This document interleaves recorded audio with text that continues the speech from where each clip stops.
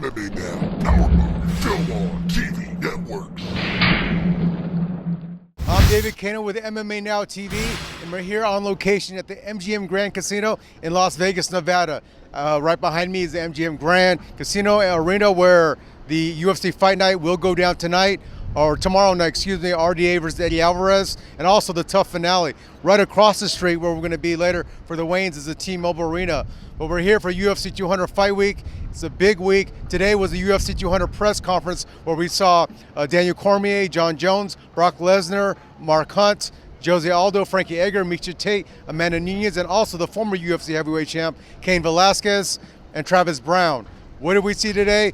We see the fans that they're excited for this DC Jon Jones fight too. During the face-offs, they got the biggest ovation.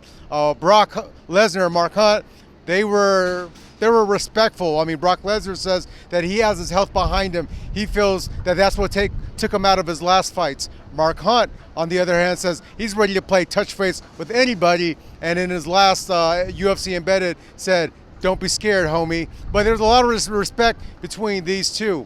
Also, Jose Aldo, Frankie Edgar, they got the second biggest ovation from the fans when they were facing off. This is also a rematch between two former champions fighting for the interim belt. Amanda Nunes, Miesha Tate. This fight right here is kind of drawn a little bit less from the crowd as the DC Jon Jones and Frankie Edgar, Jose Aldo, but it's a huge card. There's bound to be something that kind of drops off a little bit. Also, what we heard from DC and Jon Jones, Jones says that if he loses, he's 28, he's still young, and it's DC, he's the one that can't lose. It's his legacy at stake. He's already lost once. So what happens if Jon Jones loses? He feels like he can go on, even though he wants to go down pound for pound as one of the best fighters, if not the best in MMA history.